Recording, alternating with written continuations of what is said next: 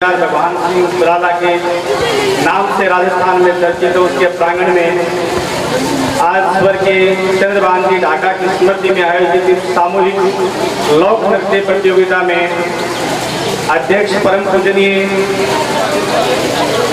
आज के मुख्य अतिथि परम पूजनीय घासीराम जी, हमारी दादी जी रुक्मिणी देवी अध्यक्षता कर रहे हैं, विद्यालय के भामाशाह खान बहादुर, मंत्रस्थ अतिथियों, मेरे गांव के बुजुर्गों, बाहर से पधारे हुए अतिथियों, नौजवान साथियों और प्यारे विद्यार्थी।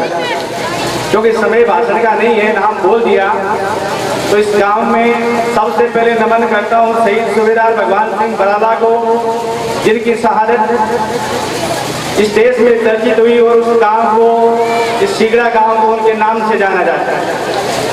ये भी एक ऐतिहासिक तथ्य है कि हम कहाँ भी राजस्थान में जाते हैं तो हमें पूछा जाता है कि सीगड़ा कौन सा, डॉक्टर घासीराम जी वाला। ये हमारे लिए गर्व की बात है। शिक्षा विभाग में कॉलेज एजुकेशन में जाते हैं तो लोग बहुत बड़े बड़े अधिकारी IAS और RAS पूछते हैं कि सीगड़ा कौन सा, पूर्णमंत्री स्वामी वाला। और आज इसी कड़ी में बहुत से नौजवान साथी ये पूछने लगे कि सीगड़ा कौन सा, सुरजीत ढाका वाला।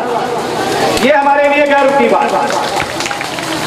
इस गांव में हम बचपन में पढ़ते थे तब भी इसको सीगड़ा सिटी कहते थे, अन्य गांवों से अलग पहचान थी। और मैं गर्व की बात इसलिए कह रहा हूं कि सीगड़ा और सीगड़ी का कोई व्यक्ति यदि कोई गलत काम में पकड़ा जाए, पूछे तो हम कहेंगे कि नहीं, उसके घर तो गांव के दूसरी तरफ, हमारे दूसरी तरफ। लेकिन जब कोई पूछता है कि डॉक्टर घासीराम जी, तो हम ये नहीं कहते सीगड़ी के, यही कहते हैं हमारे वो घर उनके पास है मेरे दादाजी।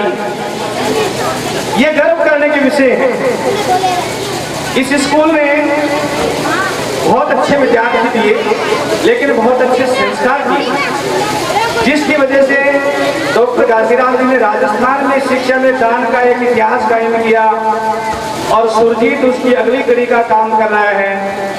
भाई महेंद्र ढाका, आज एक छोटी सी बात रखती है सीगड़ा के लिए। महेंद्र अमेरिका रहता है, सुरजीत लंदन रहता है, घासीराम जी अमेरिका रहते हैं, मेरे भाई के लड़के संदीप जगदीप अमेरिका रहते हैं। कोई बड़ी बात नहीं लगती, लेकिन जो वापस आकर इस जमीन से जुड़कर इस गांव के विकास में योगदान दे, वो बहुत बड़ी बात है।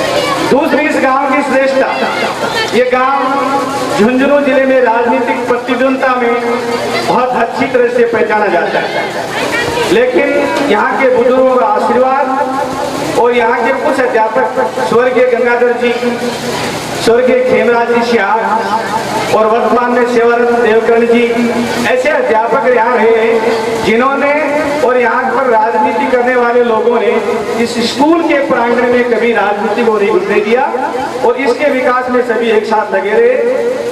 हमारे यहाँ से पढ़े हुए सुरजीत और घासीराम जी ने अपनी जहाँ भी गए उपस्थिति दर्ज कराई। एक छोटा सा दुख है, ज्यादा टाइम नहीं।